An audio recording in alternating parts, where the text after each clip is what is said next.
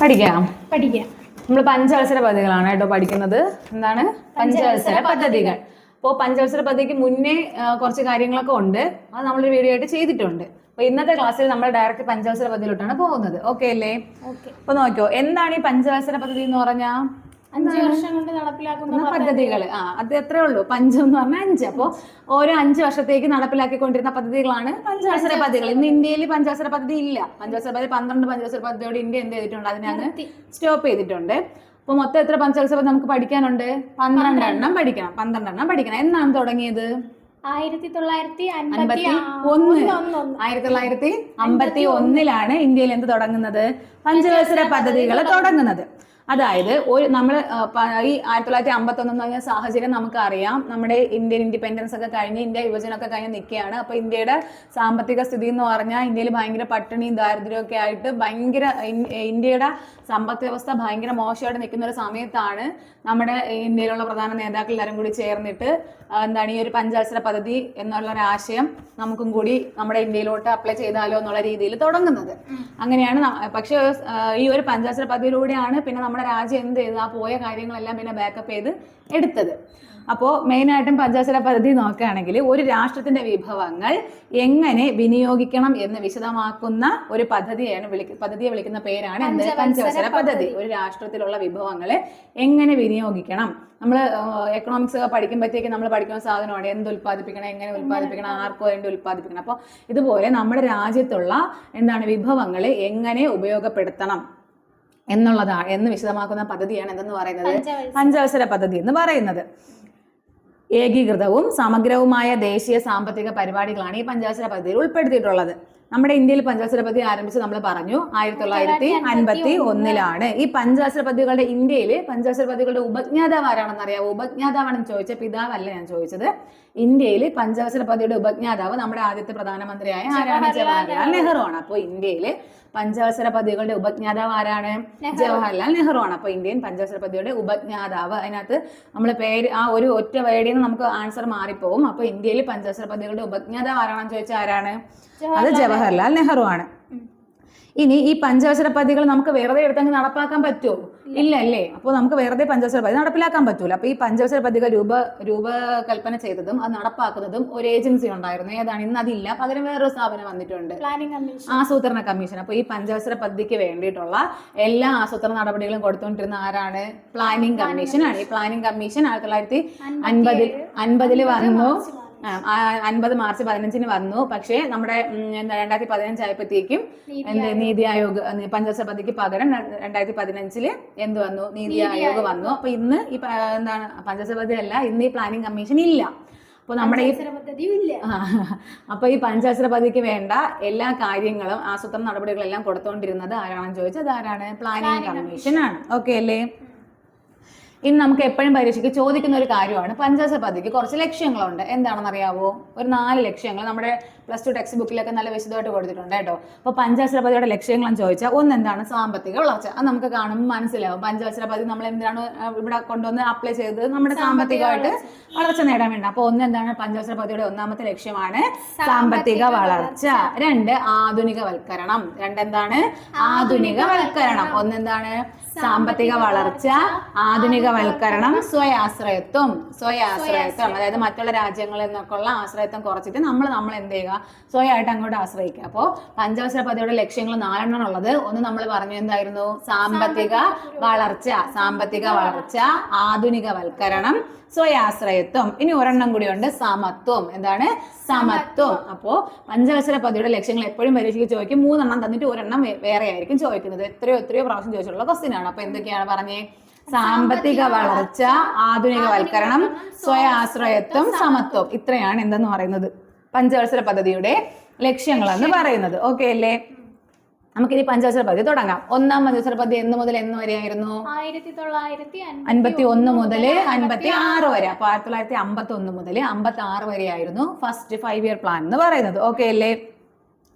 ഈ ഒന്നാം പഞ്ചവത്സര പദ്ധതി പാർലമെന്റിൽ അവതരിപ്പിച്ചത് ആരാണെന്ന് അറിയാവോ? പാർലമെന്റിൽ അവതരിപ്പിച്ച അന്നത്തെ പ്രധാനമന്ത്രിയായത് ജവഹർലാൽ നെഹ്റു ആണ്. അത് എന്ത് ചെയ്തത്? പാർലമെന്റിൽ അവതരിപ്പിച്ചത്. അവതരിപ്പിച്ചത് എന്നാണെന്ന് ചോദിച്ചാൽ 1951 ഡിസംബർ 8-നാണ് കേട്ടോ. അപ്പോൾ നമ്മുടെ ഒന്നാം പഞ്ചവത്സര പദ്ധതി 1951 ആരംഭിക്കുന്നത്. ഇത് പാർലമെന്റിൽ അവതരിപ്പിച്ചത് ആരാണ്? ജവഹർലാൽ നെഹ്റു ആണ്.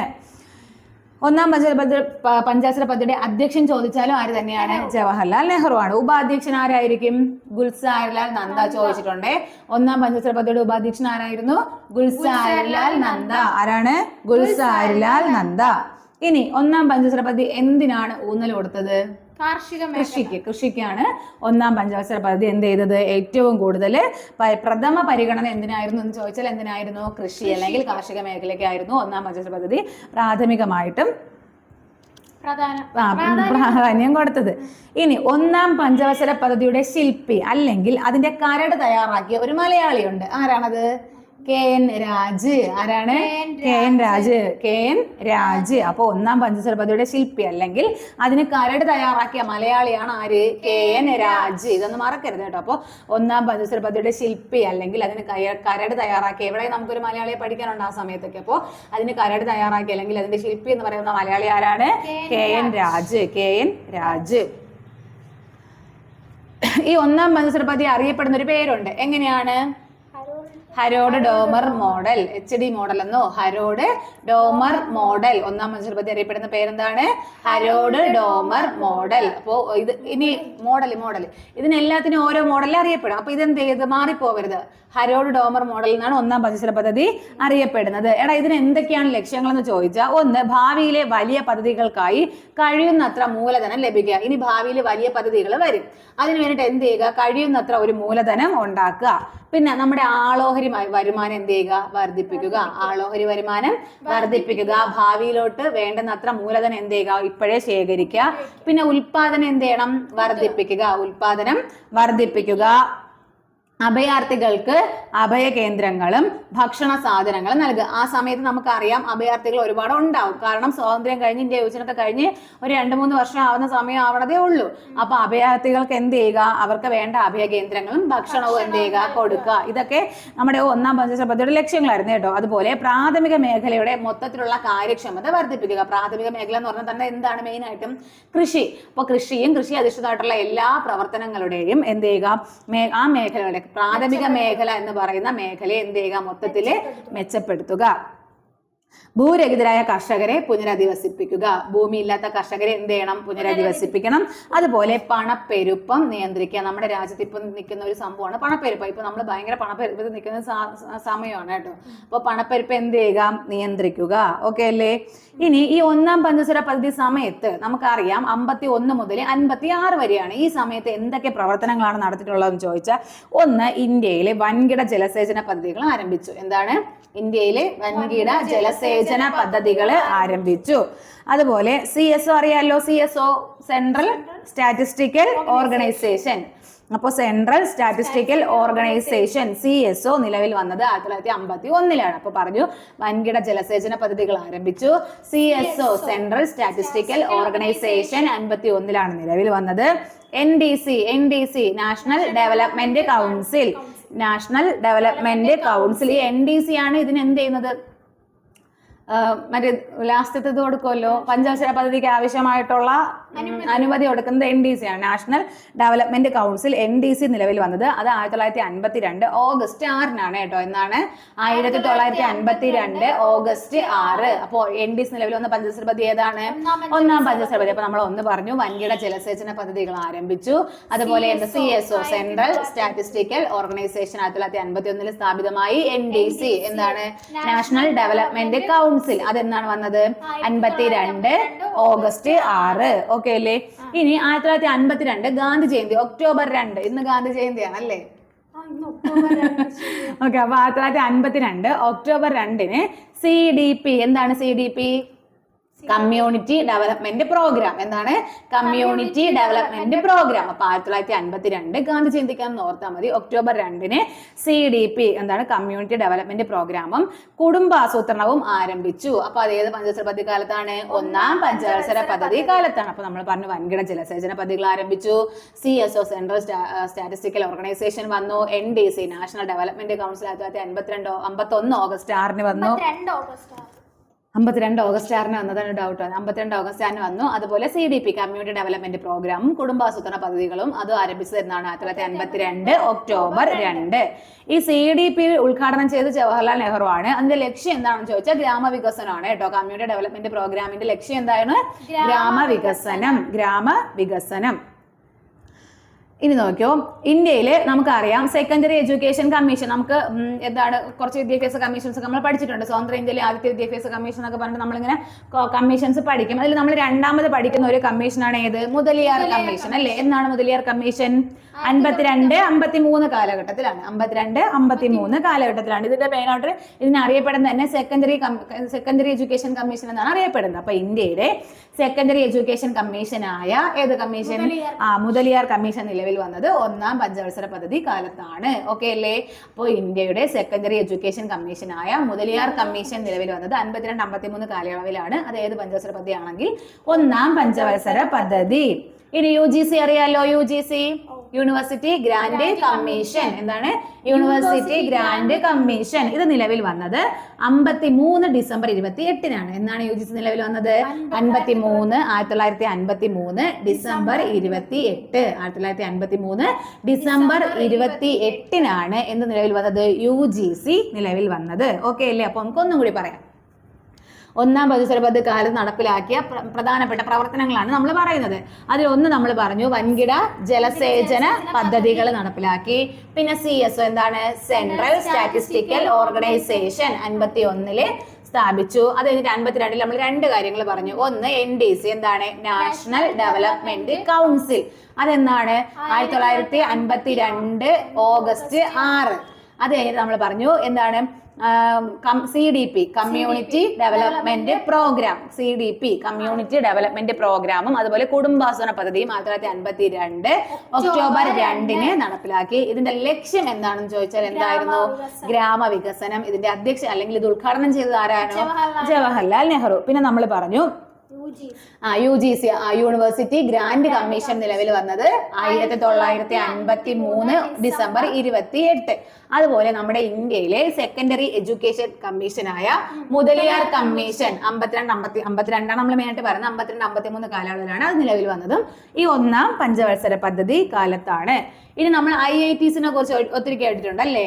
അപ്പൊ ഇന്ത്യയിലെ പ്രധാനപ്പെട്ട 5 IITകളുടെ രൂപീകരണത്തിന് കാരണമായി. 5 IITs വന്നു. ബോംബെ, മദ്രാസ്, കാൻപൂർ, ഡൽഹി. പിന്നെ ഒന്നും കൂടി ഉണ്ട്, ഖൊരഗ്പൂർ. അപ്പൊ ഏതൊക്കെയാണ്? ബോംബെ, മദ്രാസ്, കാൻപൂർ, ഡൽഹി, ഖൊരഗ്പൂർ. ഏതൊക്കെയാണ്? ബോംബെ, മദ്രാസ്, കാൻപൂർ, ഡൽഹി, ഖൊരഗ്പൂർ. ബോംബെ, മദ്രാസ്, കാൻപൂർ, ഡൽഹി, ഖൊരഗ്പൂർ. ഈ 5 IITകൾ സ്ഥാപിതമാകുന്നത് ഈ ഒന്നാം പഞ്ചവത്സര പദ്ധതി കാലത്താണ്. ഓക്കെ അല്ലേ? അപ്പൊ 5 IITകൾ നിലവിൽ വന്നത് ഏത് പഞ്ചവത്സര പദ്ധതിയാണെന്ന് ചോദിച്ചാൽ ഒന്നാം പഞ്ചവത്സര പദ്ധതി. എയിംസ് ഒന്ന് കേട്ടിട്ടുണ്ടോ? എയിംസ് എന്താണ്? എയിംസിന്റെ full form? All India institute of medical science. എന്താണ്? All India institute of medical science. അത് എന്നാണ് നിലവിൽ വന്നതെന്ന് ചോദിച്ചാലും ഈ ഒന്നാം പഞ്ചവത്സര പദ്ധതി കാലത്താണ്. അപ്പൊ എയിംസ് വന്നു. പിന്നെ നമുക്കറിയാം 1955 ഇമ്പീരിയൽ ബാങ്ക് മാറി എന്തായി? സ്റ്റേറ്റ് ബാങ്ക് ഓഫ് ഇന്ത്യ ആയി. അപ്പൊ 1955 സ്റ്റേറ്റ് ബാങ്ക് ഓഫ് ഇന്ത്യ നിലവിൽ വന്നു. ഓക്കെ അല്ലേ? അപ്പോ എയിംസ് നിലവിൽ വന്നു. അതുപോലെ 1955 എന്ത് വന്നു? സ്റ്റേറ്റ് ബാങ്ക് ഓഫ് ഇന്ത്യയും നിലവിൽ വന്നു. ഓക്കെ അല്ലേ? ഇനി ഈ സമയത്തുള്ള 2 പ്രധാനപ്പെട്ട അണക്കെട്ടുകളുണ്ട് കേട്ടോ. 2 പ്രധാനപ്പെട്ട അണക്കെട്ട് നമ്മുടെ ഒന്നാം പഞ്ചവത്സര പദ്ധതി കാലത്താണ്. ഒന്ന് ഭക്രാനങ്കലും മറ്റൊന്ന് ഏതാണ്? ഹിരാക്കുട്ട്. അപ്പൊ ഭക്രാനങ്കലും ഹിരാക്കുട്ടും. ഭക്രാനങ്കൽ ഏത് നദിയിലാണ്? സത്ലജ് നദിയിലാണ്. ഏത് സംസ്ഥാനത്താണ്? പഞ്ചാബ് ആണ് കേട്ടോ. അപ്പോ ഭക്രാനങ്കല്, സത്ലജ്, പഞ്ചാബ്. ഹിരാക്കുട്ട് മഹാനദി, ഒഡീഷ. ഹിരാക്കുട്ട് മഹാനദി, ഒഡീഷ. ഭക്രാനങ്കൽ, സത്ലജ്, പഞ്ചാബ്. കിട്ടിയോ?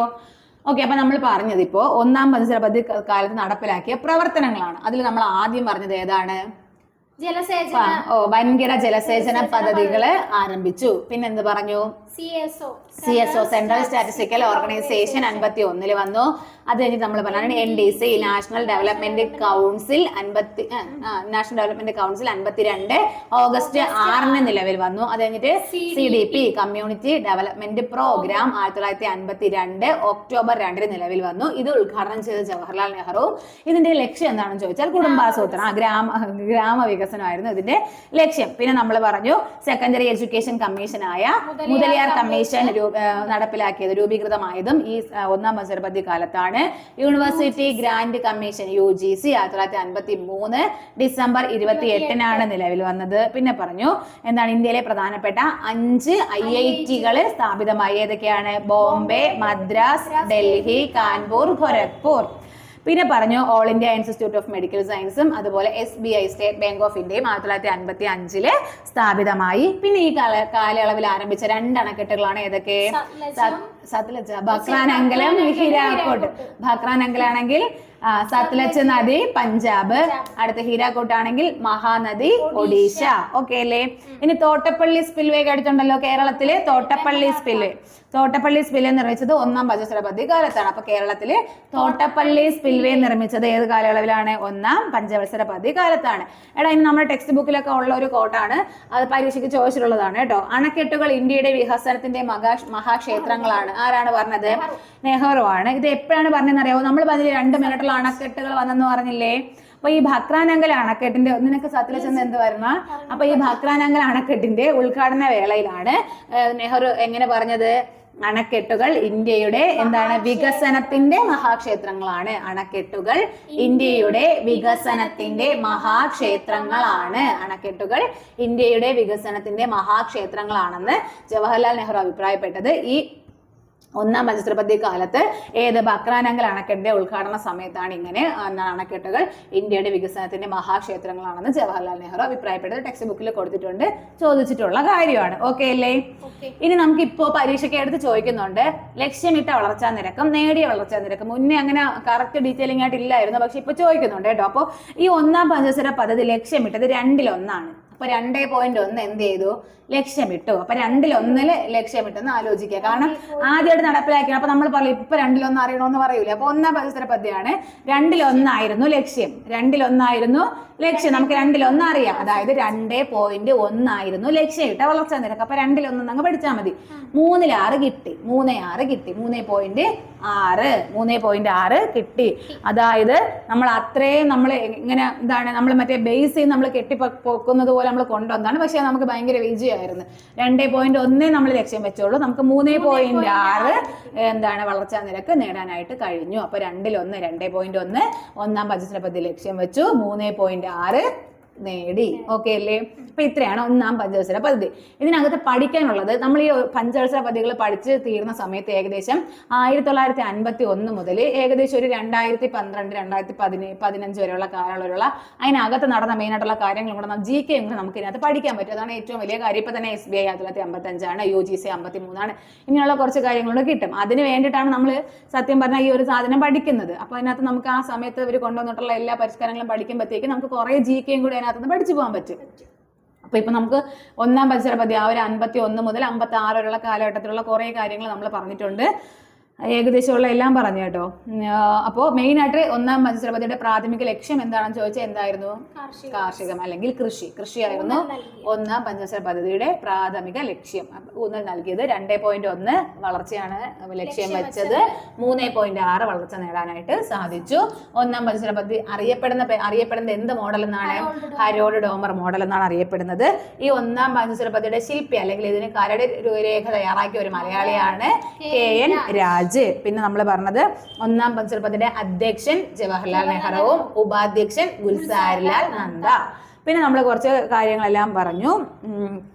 1951 കറക്റ്റ് പറയുകയാണെങ്കിൽ കാലഘട്ടം 1951 ഏപ്രിൽ 1 മുതൽ 1956 മാർച്ച് 31 വരെയാണ് കറക്റ്റ് ഒരു കാലഘട്ടം പറയുകയാണെങ്കിൽ കേട്ടോ. ഓക്കെ കറക്റ്റ് പറയുകയാണെങ്കിൽ നമ്മൾ അങ്ങനെയാണ് പറയുന്നത്. ഏപ്രിൽ 1 മുതൽ മാർച്ച് 31 വരെ. ഓക്കെ അല്ലേ? കിട്ടിയോ? ഒന്നാം പഞ്ചവത്സര പദ്ധതി കിട്ടിയോ? അടുത്തതിലോട്ട് പോവാം. ഇനി നമ്മൾ പഠിക്കുന്നത് രണ്ടാം പഞ്ചവത്സര പദ്ധതിയാണ്. ഏതാണ്? 2. അപ്പൊ 2 അടുത്ത 5 വർഷത്തേക്ക് അങ്ങ് കൂട്ടിയാൽ മതി. പറഞ്ഞേ. 1956 മുതൽ 61 വരെ. അപ്പൊ രണ്ടാം പഞ്ചവത്സര പദ്ധതി 1956 മുതൽ 61 വരെ. രണ്ടാം പഞ്ചവത്സര പദ്ധതി അപ്പൊ എത്ര മുതൽ എത്ര വരെയാണ്? 1956 മുതൽ 61 വരെ. എടാ, ഒന്നാം പഞ്ചവത്സര പദ്ധതി കൃഷിക്കല്ലേ പ്രാധാന്യം കൊടുത്തത്. ഇപ്പൊ രണ്ടാം പഞ്ചവത്സര പദ്ധതി എന്തിനാണ്? വ്യവസായ മേഖലയ്ക്കാണ്. അപ്പൊ രണ്ടാം പഞ്ചവത്സര പദ്ധതി പ്രാധാന്യം കൊടുത്ത മേഖല ഏതാണ്?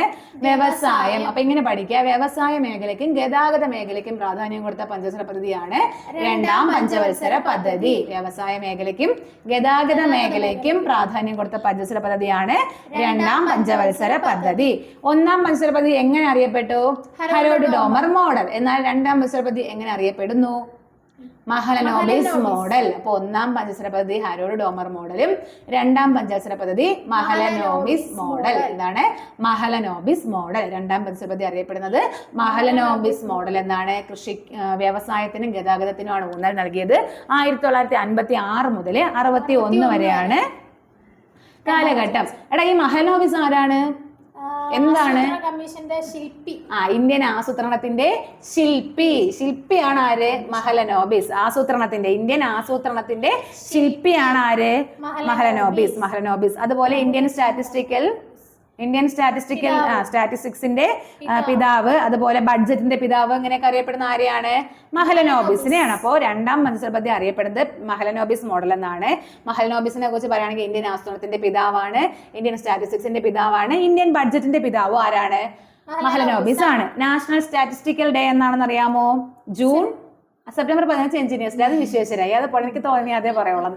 അപ്പോൾ അത് സെപ്റ്റംബർ 15 എഞ്ചിനീയേഴ്സ് ഡേ. അത് എം വിശ്വേശ്വരയ്യയുടെ ബർത്ത്ഡേ ആണ് കേട്ടോ. അപ്പോൾ ഇത് എന്നാണെന്നറിയാവോ? ജൂൺ 29 എന്നാണ്.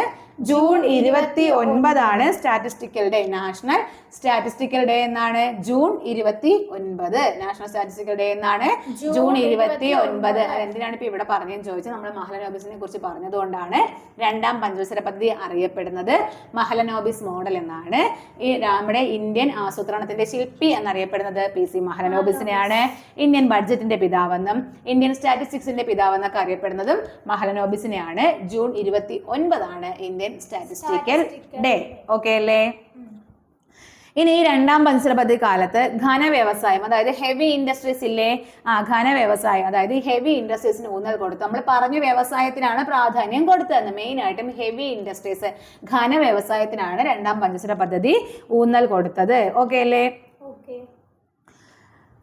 അപ്പൊ നോക്കിയോ, ഈ രണ്ടാം പഞ്ചവത്സര പദ്ധതി ഒരു വ്യാവസായിക നയം, രണ്ടാം വ്യാവസായിക നയം കേട്ടിട്ടുണ്ടോ? രണ്ടാം വ്യാവസായിക നയം അത് നടപ്പിലാക്കിയത് ഈ പഞ്ചവത്സര പദ്ധതി കാലത്താണ്. 1956 അപ്പോൾ ഇന്ത്യയിൽ രണ്ടാം വ്യാവസായിക നയം ഏർപ്പെടുത്തി, അല്ലെങ്കിൽ രണ്ടാം വ്യാവസായിക നയം കൊണ്ടുവന്ന വർഷം ഏതാണെന്ന് ചോദിച്ചാൽ 1956. അത് ഏത് പഞ്ചവത്സര പദ്ധതിയാണ്? രണ്ടാം പഞ്ചവത്സര പദ്ധതിയാണ്. അപ്പോൾ രണ്ടാം വ്യാവസായിക നയം നടപ്പിലാക്കിയ പഞ്ചവത്സര പദ്ധതിയാണ് രണ്ടാം പഞ്ചവത്സര പദ്ധതി. ഓക്കെ അല്ലേ? ഇനി ഖാദി വില്ലേജ് ഇൻഡസ്ട്രീസ് കേട്ടിട്ടുണ്ടോ? Khadi village industries corporation 1957. അപ്പോൾ ഖാദി വില്ലേജ് ഇൻഡസ്ട്രീസ് കോർപ്പറേഷൻ എന്നാണ് 1957.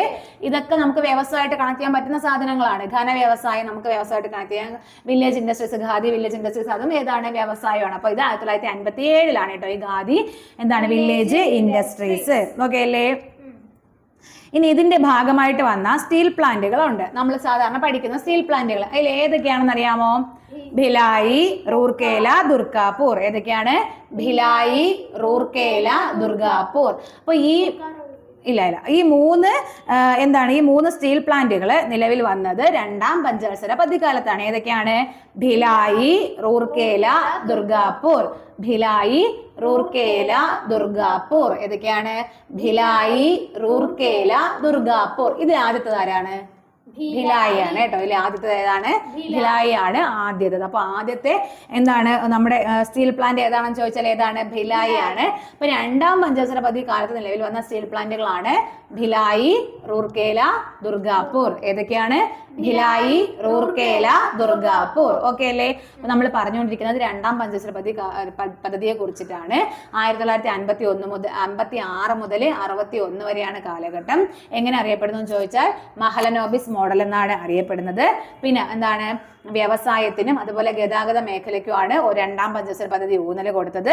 പിന്നെ നമ്മൾ പറഞ്ഞു എന്താണ് രണ്ടാം വ്യാവസായിക നയം കൊണ്ടുവന്നത് 1956 ഘന വ്യവസായം അല്ലെങ്കിൽ ഹെവി ഇൻഡസ്ട്രീസ് ഊന്നൽ നൽകിയത് രണ്ടാം പഞ്ചവത്സര പദ്ധതി കാലത്താണ്. പിന്നെ എന്താണ് ഖാദി വില്ലേജ് ഇൻഡസ്ട്രീസ് കോർപ്പറേഷൻ 1957.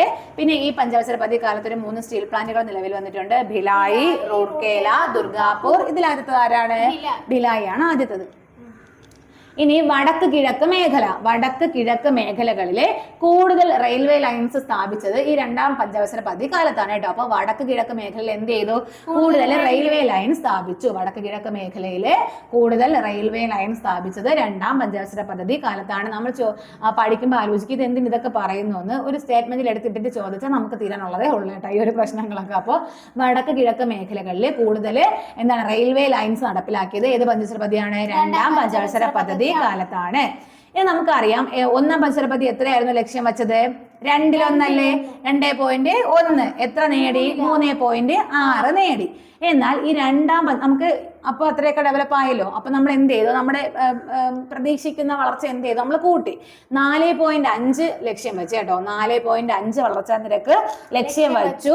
4.27 നേടി. അപ്പോൾ 4.5 ലക്ഷ്യം വെച്ചു, 4.27 നേടി. അപ്പൊ നമ്മൾ രണ്ടാം പഞ്ചവത്സര പദ്ധതിയെ കുറിച്ചിട്ടാണ് പറഞ്ഞുകൊണ്ടിരുന്നത്. 1956 മുതൽ 1961 വരെ ആയിരുന്നു. നമ്മൾ പറഞ്ഞ പ്രധാനപ്പെട്ട ലക്ഷ്യം എന്താണെന്ന് ചോദിച്ചാൽ എന്താണ്?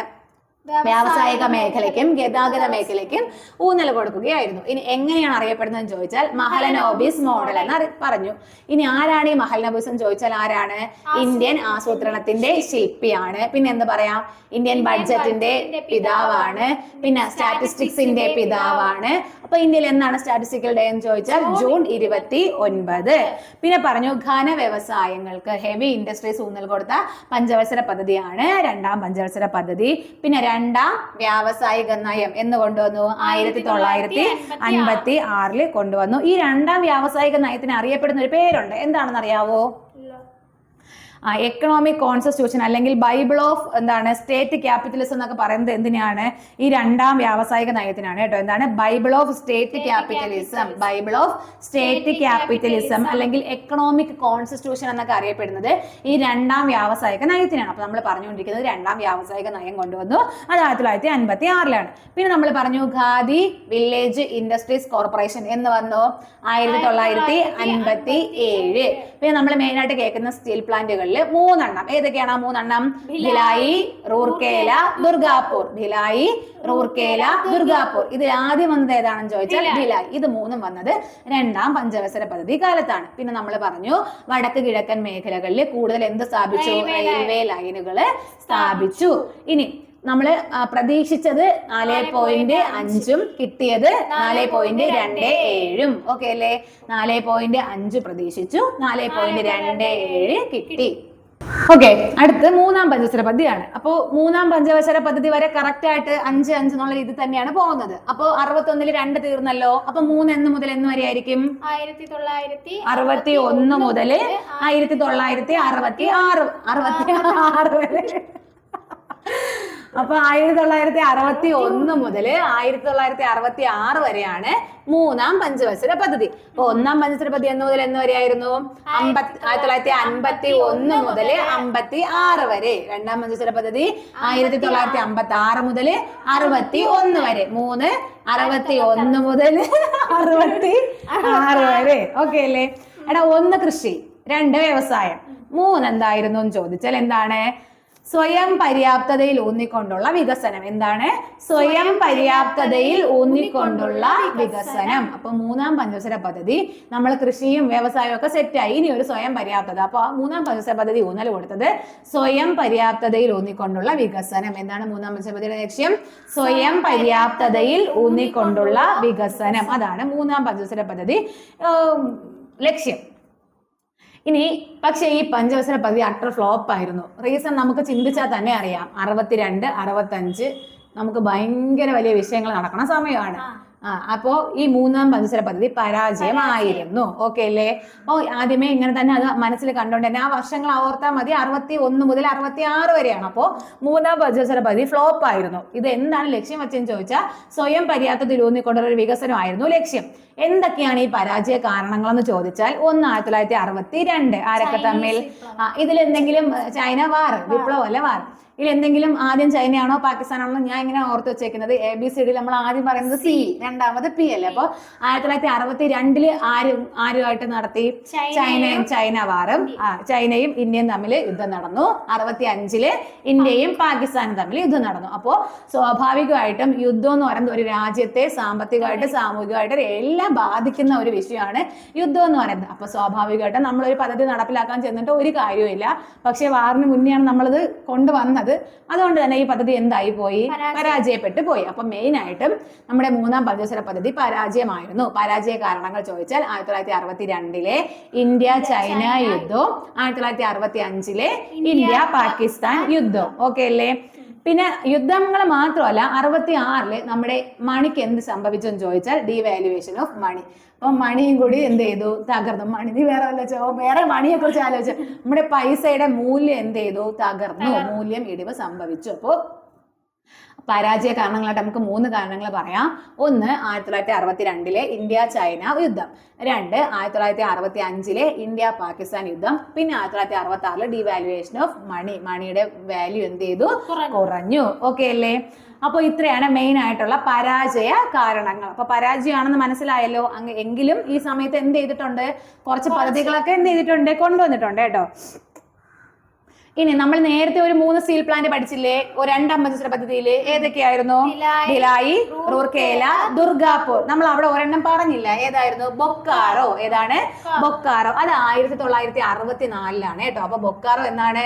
1964. അപ്പൊ അത് ഏത് പഞ്ചവത്സര പദ്ധതിയാണ്? മൂന്നാം പഞ്ചവത്സര പദ്ധതിയാണ്. അപ്പോ സ്റ്റീൽ പ്ലാന്റ് ആയ ബൊക്കാറോ 1964 നിലവിൽ വന്നത്. അത് ഏത് പഞ്ചവത്സര പദ്ധതിയാണ്? മൂന്നാം പഞ്ചവത്സര പദ്ധതി സമയത്താണ്. അതുപോലെ national dairy development board, national dairy development board 65 എവിടെയാണ്? ആനന്ദ്, ഗുജറാത്ത്. അപ്പോൾ national dairy development board 1965 Anand, Gujarat. Okay അല്ലേ? അപ്പൊ നമ്മൾ 2 കാര്യങ്ങൾ പഠിച്ചു. ഒന്ന് ബൊക്കാറോ 1964 വന്നു. 2 1965 എന്ത് വന്നു? നാഷണൽ ഡയറി ഡെവലപ്മെന്റ് ബോർഡ് എവിടെ വന്നു? ആനന്ദ്, ഗുജറാത്ത്. ഇനി KSEB KSRTC ഒക്കെ കേട്ടിട്ടുണ്ടല്ലോ അല്ലേ? അപ്പൊ ഈ KSEB KSRTC അതുപോലെ secondary education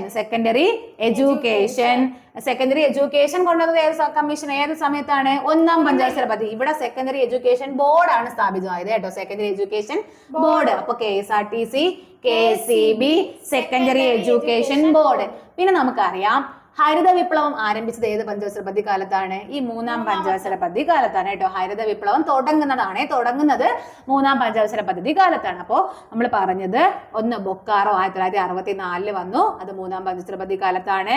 national dairy development board 1965 Anand, ഗുജറാത്തിൽ വന്നു, മൂന്നാം പഞ്ചവത്സര പദ്ധതി കാലത്താണ്. പിന്നെ KSRTC KSEB, പിന്നെ നമ്മൾ പറഞ്ഞു സെക്കൻഡറി എഡ്യൂക്കേഷൻ ബോർഡ് സ്ഥാപിതമായി, ഹരിത വിപ്ലവം ആരംഭിച്ചു. ഓക്കെ അല്ലേ? ഇനി ഗ്രാമപ്രദേശങ്ങളിലെ പ്രൈമറി സ്കൂളുകൾ ധാരാളം സ്ഥാപിച്ചത് ഈ മൂന്നാം പഞ്ചവത്സര പദ്ധതി കാലത്താണ് കേട്ടോ. എന്താണ്? ഗ്രാമപ്രദേശങ്ങളിലെ പ്രൈമറി സ്കൂളുകൾ എന്ത് ചെയ്തു? കൂടുതൽ സ്ഥാപിച്ചു. ഗ്രാമപ്രദേശങ്ങളിൽ പ്രൈമറി സ്കൂളുകൾ എന്ത് ചെയ്തു? കൂടുതൽ സ്ഥാപിച്ചു. അതുപോലെ തുമ്മണില്ല. പഞ്ചായത്തുകളിലെ എലക്ഷൻ സ്റ്റാർട്ട് ചെയ്തത് മൂന്നാം പഞ്ചവത്സര പദ്ധതി കാലത്താണ് കേട്ടോ. അപ്പൊ പഞ്ചായത്ത് തലത്തിൽ എന്ത് സ്റ്റാർട്ട് ചെയ്തു? എലക്ഷൻ, തെരഞ്ഞെടുപ്പ് തുടങ്ങിയതും ഏത് പഞ്ചവത്സര പദ്ധതി കാലത്താണ്? മൂന്നാം പഞ്ചവത്സര പദ്ധതി കാലത്താണ്. അതുപോലെ ലോക്കൽ റോഡ് എന്ന് പറഞ്ഞാൽ നമ്മുടെ പഞ്ചായത്ത് റോഡ്. ലോക്കൽ റോഡ് നിർമ്മാണത്തിന് ഉത്തരവാദിത്തം ആർക്ക് കൊടുത്തു? സംസ്ഥാന സർക്കാരിന് കൊടുത്തു. ലോക്കൽ റോഡുകളുടെ നിർമ്മാണ ഉത്തരവാദിത്തം ആർക്ക് കൊടുത്തു? സംസ്ഥാന സർക്കാരിന് കൊടുത്തു. ലോക്കൽ റോഡുകളുടെ നിർമ്മാണ ഉത്തരവാദിത്തം ആർക്ക് കൈമാറി? സംസ്ഥാന സർക്കാരിന് കൈമാറി. ഒന്നാം പഞ്ചവത്സര പദ്ധതി എങ്ങനെ അറിയപ്പെട്ടു? ഏത് മോഡൽ അറിയപ്പെട്ടു? Harold Domar. രണ്ടാം പഞ്ചവത്സര പദ്ധതി മഹലനോബിസ് മോഡൽ. മൂന്നാം പഞ്ചവത്സര പദ്ധതി ഒരു ആന്റി എന്നൊക്കെ നമ്മൾ പഠിക്കും, ഓർമ്മയുണ്ടോ? ജോൺ സാൻഡി ആൻഡ് സുഖമോയി ചക്രവർത്തി കേട്ടിട്ടില്ലേ? ജോൺ സാൻഡി ആൻഡ് സുഖമോയി ചക്രവർത്തി മോഡൽ എന്നാണ് മൂന്നാം പഞ്ചവത്സര പദ്ധതി അറിയപ്പെടുന്നത്. എന്താണ്? ജോൺ സാൻഡി ആൻഡ് സുഖമോയി ചക്രവർത്തി. സുഖമോയി, ജോൺ സാൻഡി ആണ്, ആന്റി അല്ല, നമ്മൾ അങ്ങനെ ജോൺ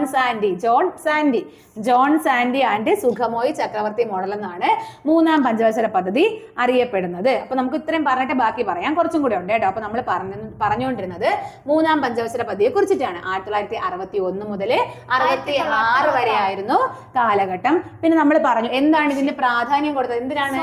സ്വയം പര്യാപ്തതയിൽ അധിഷ്ഠിതമായിട്ടുള്ള ഒരു വികസനമാണ് ഈ മൂന്നാം പഞ്ചവത്സര പദ്ധതി ലക്ഷ്യം വെച്ചത്. പക്ഷേ പദ്ധതി എന്തായിരുന്നു? മൊട്ടം പരാജയമായിരുന്നു. എന്തൊക്കെയായിരുന്നു റീസൺ? ഒന്ന് 1962 ഇന്ത്യ ചൈന യുദ്ധം, 1965 ഇന്ത്യ പാകിസ്ഥാൻ യുദ്ധം, 66 ഡീവാലുവേഷൻ ഓഫ് മണിയുടെ മൂല്യ തകർച്ചയും എന്ത് ചെയ്തു? ഈ 3 കാരണങ്ങള് മൂന്നാം പഞ്ചവത്സര പദ്ധതി പരാജയപ്പെടാൻ കാരണമായി. പിന്നെ നമ്മൾ പറഞ്ഞു 1964 ഒരു 4ാമത്തെ സ്റ്റീൽ പ്ലാന്റ് ആയ ബൊക്കാറോ നിലവിൽ വന്നു. 1965 ആനന്ദ് ഗുജറാത്ത് ആസ്ഥാനമാക്കി നാഷണൽ ഡയറി ഡെവലപ്മെന്റ് ബോർഡ് സ്ഥാപിതമായി. പിന്നെ നമ്മൾ 3-4 കാര്യം പറഞ്ഞു. Higher secondary board, KSEB, KSRTC, ഹരിത വിപ്ലവം ഇതൊക്കെ ആരംഭിച്ചതും ഈ മൂന്നാം പഞ്ചവത്സര പദ്ധതി കാലത്താണ്. പിന്നെ നമ്മൾ പറഞ്ഞ ഗ്രാമപ്രദേശങ്ങളിൽ കൂടുതൽ എന്ത് ചെയ്തു? പ്രൈമറി സ്കൂളുകൾ ധാരാളം സ്ഥാപിച്ചു. പിന്നെ നിർമ്മിക്കാനുള്ള ഉത്തരവാദിത്വം സംസ്ഥാന സർക്കാരിന് കൈമാറി. അപ്പോ ലോക്കൽ റോഡിന്റെ നിർമ്മാണ ഉത്തരവാദിത്തം ആർക്ക് കൊടുത്തു? സംസ്ഥാന സർക്കാരിന് കൊടുത്തു. ഒന്നുകൂടെ പറഞ്ഞല്ലോ, പഞ്ചായത്തുകളിൽ എന്ത് തുടങ്ങി? എലക്ഷൻ. പഞ്ചായത്തുകളിൽ എലക്ഷൻ സ്റ്റാർട്ട് ചെയ്തതും ഈ പഞ്ചവത്സര പദ്ധതി സമയത്താണ്. എങ്ങനെ അറിയപ്പെട്ടു ഈ മോഡല്? ആൻഡ് സുഖമോയി ചക്രവർത്തി മോഡൽ. ചക്രവർത്തിയാണ് കേട്ടോ. അപ്പൊ ജോൺ സാൻഡി ആൻഡ് സുഖമോയി ചക്രവർത്തി മോഡൽ എന്ന് അറിയപ്പെട്ടു. ഓക്കേടാ, ഗാഡ്ഗിൽ മോഡൽ അല്ലെങ്കിൽ ഗാഡ്ഗിൽ യോജന എന്ന് അറിയപ്പെടുന്നുണ്ട്. പക്ഷെ ഇവിടെ ഒരു പ്രശ്നം എന്ന് പറഞ്ഞാൽ ഇത് 3ഉം 4ഉം തമ്മിൽ ഒരു കൺഫ്യൂഷനാണ്. ഗാഡ്ഗിൽ യോജന എന്ന് കേട്ടിട്ടില്ലേ? അപ്പോൾ PSCയുടെ ഉത്തരം ഏതാണ്? 4ആണ്. അതുകൊണ്ടാണ് നമ്മളോട് പറയാത്തത്. പക്ഷെ ആക്ച്വലി നോക്കുകയാണെങ്കിൽ മൂന്നാം പഞ്ചവത്സര പദ്ധതി സമയത്താണ്. പക്ഷെ PSC ഉത്തരം കൊടുത്തിട്ടുള്ളത് ഗാഡ്ഗിൽ മോഡൽ ഏതാണ്? 4 എന്നാണ് ഉത്തരം കൊടുത്തിട്ടുള്ളത്. ഇനി ഈ സമയത്ത് നമ്മൾ പറഞ്ഞു നമുക്കിത് ഫ്ലോപ്പ് ആയിരുന്നെന്ന് പറഞ്ഞു. ഇത് ചോദിച്ചിട്ടുണ്ട് കേട്ടോ. ഒരു 3-4 പഞ്ചവത്സര പദ്ധതി തന്നിട്ട് ഇതിൽ ഏറ്റവും എന്താണ് വളർച്ചാ നിരക്ക് കുറഞ്ഞതെന്ന് ചോദിച്ചു. പക്ഷെ അപ്പൊ നമുക്ക് ഇവിടെ ചിലപ്പോൾ നമുക്ക് ഓപ്ഷൻ കാണുമ്പോൾ അയ്യോ ഇതിൽ 2ാം പഞ്ചവത്സര പദ്ധതിയും അത്രയും കിട്ടിയില്ലല്ലോ, അപ്പൊ നമുക്കൊരു കൺഫ്യൂഷൻ വരും. പക്ഷേ ചിന്തിച്ചാൽ നമുക്ക് ഇതിന്റെ ആൻസർ കിട്ടും കേട്ടോ. അപ്പൊ ഈ 5.6 ലക്ഷം വെച്ചു. എത്ര ലക്ഷം വെച്ചു? 5.6. 61 തുടങ്ങുന്ന സമയത്ത് നമുക്ക് അറിഞ്ഞൂടല്ലോ യുവമാരൊക്കെ നമ്മൾ എങ്ങോട്ടൊന്ന് ആക്രമിക്കാൻ വരുമെന്ന്. അപ്പൊ 5.6 ലക്ഷം വെച്ചു. പക്ഷെ കിട്ടിയതൊന്ന് ഗസ് ചെയ്ത് നോക്ക്. കിട്ടിയത് 2.4. അപ്പൊ 5.6 ലക്ഷം വെച്ചു. അതിന്റെ പകുതി പോലും കിട്ടിയില്ല. 2.4 നമുക്ക് എന്ത് ചെയ്ത് നേടാനായിട്ട് സാധിച്ചത്. അപ്പോൾ നമ്മുടെ ഈ മൂന്നാം പഞ്ചവത്സര പദ്ധതി നമുക്ക് അറിയാം അത് പരാജയമായിരുന്നു. നമ്മൾ 5.6 ലക്ഷം വെച്ചു. പക്ഷെ നമുക്ക് എത്ര കിട്ടിയുള്ളൂ? 2.4 കിട്ടിയുള്ളൂ. ഇനി ഈ മൂന്നാം പഞ്ചവത്സര പദ്ധതി പരാജയപ്പെട്ടല്ലോ. അതുവരെ നമ്മുടെ ഈ പഞ്ചവത്സര പദ്ധതിയിൽ ഇങ്ങനെ ഓർഡറിന് വരികയായിരുന്നു. അപ്പൊ ഇനി എന്തായാലും ഒരു പഞ്ചവത്സര പദ്ധതി കൊണ്ടുവന്നിട്ട് നമ്മുടെ ഈ ഒരു കൺട്രിയുടെ സിറ്റുവേഷൻസ് ഒന്നും നമുക്ക് മാറ്റാൻ പറ്റൂല.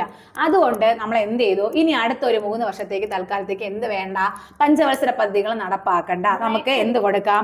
പ്ലാനിന് ഒരു ഹോളിഡേ, ഒരു ബ്രേക്ക് കൊടുക്കാന്ന് പറഞ്ഞിട്ട് 66 മുതൽ 69 വരെ പഞ്ചവത്സര പദ്ധതികൾ ഇല്ലായിരുന്നു. ഈ 3 വർഷക്കാലത്തെ അറിയപ്പെടുന്ന പേരാണ് പ്ലാൻ ഹോളിഡേ. എന്താണ്? Plan holiday. അപ്പൊ നമുക്ക് അറിയാം മൂന്നാം പഞ്ചവത്സര പദ്ധതി 61 തുടങ്ങി 66 അവസാനിച്ചു. പക്ഷേ ഒരു 3 കാരണം, നമ്മുടെ യുദ്ധങ്ങൾ, ഇന്ത്യ പാകിസ്ഥാനും ഇന്ത്യ ചൈനയും ഡീവാലുവേഷൻ ഓഫ് മണിയൊക്കെ കാരണം ഈ പഞ്ചവത്സര പദ്ധതി നമുക്ക് ഭയങ്കരമായിട്ട് നെഗറ്റീവായിരുന്നു. അല്ലെങ്കിൽ നമുക്ക് ഒട്ടും തന്നെ ഒരു വികസനം ഉണ്ടായില്ല. നമ്മുടെ രാജ്യത്തിന്റെ സാമ്പത്തിക പുരോഗതി, നമ്മുടെ സാമ്പത്തിക എക്കണോമിക് കണ്ടീഷനൊക്കെ ഭയങ്കര അലമ്പായി. അങ്ങനെ ഇനി ഒരു പ്ലാനിലൂടെ ഇത് ശരിയാക്കാൻ പറ്റൂല എന്ന് മനസ്സിലാക്കി അന്നത്തെ നമ്മുടെ നേതാക്കൾ എന്ത് ചെയ്തു? ഇനി തൽക്കാലത്തേക്ക് ഒരു പഞ്ചവത്സര പദ്ധതിയായിട്ട് നടപ്പിലാക്കേണ്ട, പഞ്ചവത്സര പദ്ധതിക്ക് തൽക്കാലം ഒരു ബ്രേക്ക് കൊടുത്ത് നമ്മുടെ ഈ സിറ്റുവേഷൻസ് ഒക്കെ നമുക്കൊന്ന് തിരിച്ചു പിടിക്കാം എന്നുള്ള ഒരു പ്ലാനിൽ 66 മുതൽ 69 വരെ എന്ത് കൊടുത്തു? Plan holiday. അപ്പൊ ആദ്യത്തെ പ്ലാൻ ഹോളിഡേ വരുന്നത് എപ്പോഴാണ്? 1966 മുതൽ 69 വരെ. അപ്പൊ നമ്മൾ 3 പഞ്ചവത്സര പദ്ധതികൾ കംപ്ലീറ്റ് ആക്കി. അപ്പൊ മൂന്നാം പഞ്ചവത്സര പദ്ധതി 61 മുതൽ 66 വരെയാണ്. നമുക്ക് അറിയാം റീസൺ പരാജയപ്പെട്ടെന്നൊക്കെ നമ്മൾ പറഞ്ഞു. പിന്നെ എത്ര ലക്ഷ്യം വെച്ച വളർച്ചാ നിരക്ക് എന്താണെന്ന് ചോദിച്ചാൽ 5.6 ലക്ഷം വെച്ചു. 5.6 ലക്ഷം വെച്ചു. 2.4 നേടി. എങ്ങനെ അറിയപ്പെടുന്നു ഈ മോഡല്? ജോൺ സാൻഡി ആൻഡ് സുഖമോയി ചക്രവർത്തി മോഡൽ എന്നാണ് അറിയപ്പെടുന്നത്. ഓക്കെ അല്ലേ? 3 പഞ്ചവത്സര പദ്ധതി കംപ്ലീറ്റ് ആക്കി. അടുത്ത് 4ാം പഞ്ചവത്സര പദ്ധതിയാണ് കേട്ടോ. അടുത്ത 4ാം പഞ്ചവത്സര പദ്ധതിയാണേ. അപ്പൊ നമ്മൾ പറഞ്ഞു പ്ലാൻ ഹോളിഡേ എന്ന് മുതൽ എന്ന് വരെ ആയിരുന്നു? 66 മുതൽ 69 വരെ. ഇനി അടുത്തത് 69 തുടങ്ങി കേട്ടോ. അടുത്ത 5 വർഷമാണ്. അപ്പൊ എന്ന് വരെ ആയിരിക്കും? 69 തുടങ്ങി 74 വരെയാണ്. 69 തുടങ്ങി 74 വരെയാണ്. എത്ര പഞ്ചവത്സര പദ്ധതി? 4ാം പഞ്ചവത്സര പദ്ധതി. ഓക്കെ. അപ്പൊ 1ാം പഞ്ചവത്സര പദ്ധതിയുടെ ലക്ഷ്യം എന്തായിരുന്നു? കൃഷി. 2 വ്യവസായം. 3 സ്വയം പര്യാപ്തത. 4 സ്ഥിരതയാർന്ന വളർച്ച. 4 എന്താണ്? സ്ഥിരതയാർന്ന വളർച്ച. അപ്പൊ 4ാം പഞ്ചവത്സര പദ്ധതിയുടെ ലക്ഷ്യം എന്താണ്? വളർച്ച വേണം. അത് എങ്ങനെ വേണം? സ്ഥിരതയുള്ള വളർച്ച വേണം. അപ്പൊ സ്ഥിരതയാർന്ന വളർച്ച അതായിരുന്നു ഈ 4ാം പഞ്ചവത്സര പദ്ധതിയുടെ ലക്ഷ്യം. ഇനി 69 മെയിൻ ആയിട്ട് നമ്മുടെ ബാങ്കിങ് മേഖലയിൽ ഒരു ഭയങ്കര പരിഷ്കരണം നടന്ന ഒരു വർഷമാണ്. 1ാം ബാങ്ക് ദേശസാൽക്കരണം നടക്കുന്നത് 1969 ജൂലൈ 19. ഡേറ്റ് പഠിച്ചു വെക്കുക. അപ്പൊ 1ാം ബാങ്ക് ദേശസാൽക്കരണം നടന്നത് 1969 ജൂലൈ 19. എത്ര ബാങ്ക് ദേശസാൽക്കരിച്ചു? 14 ബാങ്ക് ദേശസാൽക്കരിച്ചു. ആരായിരുന്നു പ്രധാനമന്ത്രി? ഇന്ദിരാഗാന്ധി ആയിരുന്നു. അപ്പോ 1969 ജൂലൈ 19 1ാം ഘട്ട ബാങ്ക് ദേശസാൽക്കരണം നടക്കുന്നു. നമ്മുടെ ഇന്ദിരാഗാന്ധിയാണ് ബാങ്ക് ദേശസാൽക്കരണം നടത്തിയത്. അത് ഏത് പഞ്ചവത്സര പദ്ധതിയാണെന്ന് ചോദിച്ചാൽ 4ാം പഞ്ചവത്സര പദ്ധതി. പ്ലാൻ ഹോളിഡേ എന്ന് എഴുതി വെക്കരുത്. 4ാം പഞ്ചവത്സര പദ്ധതി 14 ബാങ്കുകളാണ് ദേശസാൽക്കരിച്ചത്. എടാ ISRO എന്നാണ് ഇവിടെ വന്നത്? 69 സ്വാതന്ത്ര്യദിനം ഓഗസ്റ്റ് 15. 1969 ഓഗസ്റ്റ് 15 എന്ത് വരുന്നു? ISRO നിലവിൽ വന്നതും 4ാം പഞ്ചവത്സര പദ്ധതിയാണ്.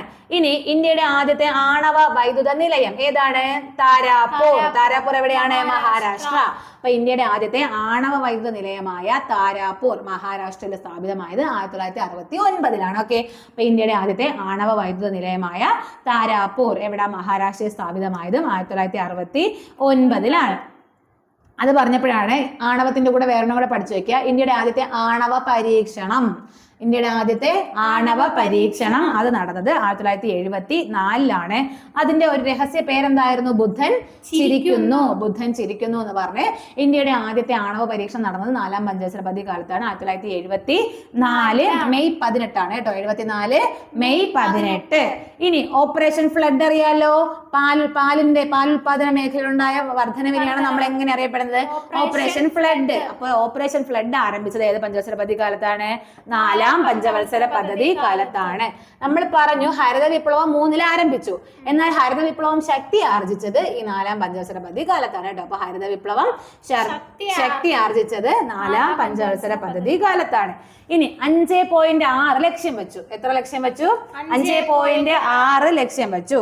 എടാ നമ്മുടെ മറ്റേ പഞ്ചവത്സര പദ്ധതി അതല്ലേ ലക്ഷ്യം വെച്ചത്? അപ്പൊ 3ഉം 4ഉം 5.6 ലക്ഷ്യം വെച്ചത്. ഈ 4ാം പഞ്ചവത്സര പദ്ധതിയില് 3.3 കിട്ടി. 5.6 ലക്ഷ്യം വെച്ചു, 3.3 കിട്ടി. 5.6 ലക്ഷ്യം വെച്ചു, 3.3 കിട്ടി. ഇനി അവിടെ 2 കാര്യങ്ങളും കൂടി പറയാനുണ്ട്. DPAP കേട്ടിട്ടുണ്ടോ? DPAP എന്ന് ഡ്രോട്ട് പ്രോൺ ഏരിയ സോൺ. എന്താണ്? Drought prawn area zone. DPAP drought prawn area zone നിലവിൽ വന്നു. സോൺ എന്നല്ലേ ഞാൻ പറഞ്ഞ പ്രോഗ്രാം അടി. ഡ്രോട്ട് പ്രോൺ ഏരിയ പ്രോഗ്രാം നിലവിൽ വന്നു. അതുപോലെ ബഫർ സ്റ്റോക്ക് ആരംഭിച്ചതും ഈ 4ാം പഞ്ചവത്സര പദ്ധതി കാലത്താണ്. അപ്പൊ DPAP ഡ്രോട്ട് പ്രോൺ ഏരിയ പ്രോഗ്രാമും അതുപോലെ ബഫർ സ്റ്റോക്കും ആരംഭിച്ചത് ഈ 4ാം പഞ്ചവത്സര പദ്ധതി കാലത്താണ്. ഓക്കെ അല്ലേ? അപ്പോ 1969 മുതൽ 74 വരെയാണ് 4ാം പഞ്ചവത്സര പദ്ധതി. ലക്ഷ്യം ചോദിച്ചാൽ സ്ഥിരതയാർന്ന വളർച്ചയാണ്. പിന്നെ PSCയുടെ ഉത്തരത്തിലാണെങ്കിൽ എന്താണ്? നമ്മുടെ ഗാഡ്ഗിൽ യോജന എന്നറിയപ്പെടുന്നത് 4ാം പഞ്ചവത്സര പദ്ധതിയാണ്. ഓരോ പ്രാവശ്യം ഓരോ ഉത്തരം കൊടുക്കുന്നുണ്ട്. അത് പഠിക്കാതിരിക്കുന്നതായിരിക്കും നല്ലത്. പിന്നെ പറഞ്ഞു 1ാം ഘട്ട ബാങ്ക് ദേശസാൽക്കരണം നടന്നത് 69 ജൂലൈ 19 14 ബാങ്ക്. പിന്നെ ISRO നിലവിൽ വന്ന 1969 ഓഗസ്റ്റ് 15. ഇന്ത്യയുടെ ആദ്യത്തെ ആണവ വൈദ്യുത നിലയമായ താരാപൂർ മഹാരാഷ്ട്ര 1969. ഇന്ത്യയുടെ ആദ്യത്തെ ആണവ പരീക്ഷണമായ ബുദ്ധൻ ചിരിക്കുന്നു 1974 മെയ് 18. പിന്നെ ഓപ്പറേഷൻ ഫ്ലഡ് ആരംഭിച്ചു. ഹരിത വിപ്ലവം ശക്തി ആർജിച്ചു. പിന്നെ DPAP എന്നാണ് ഡ്രോട്ട് പ്രോൺ ഏരിയ പ്രോഗ്രാം. അതുപോലെ ഒന്നും കൂടെ പറഞ്ഞാൽ ബഫർ സ്റ്റോക്കും ആരംഭിച്ചു. 5.6 ലക്ഷ്യം വെച്ചു. 3.3 നേടാൻ കഴിഞ്ഞു.